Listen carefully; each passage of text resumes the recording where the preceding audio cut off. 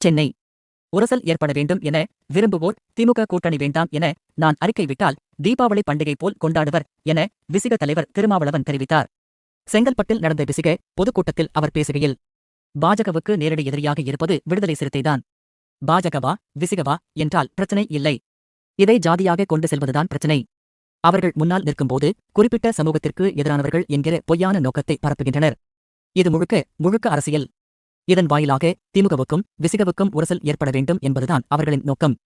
திமுக தலைமையிலான கூட்டணியில் இருந்து விசிக வெளியேறிவிட்டால் யாரும் நம்மை பற்றி பேச மாட்டார்கள்.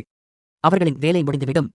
இவ்வளவு பிரச்சனைகளுக்கு ஒரே காரணம் விசிக அதிமுக பக்கம் போகவில்லை, பாஜகவுடன் உறவாடவில்லை என்பதுதான்.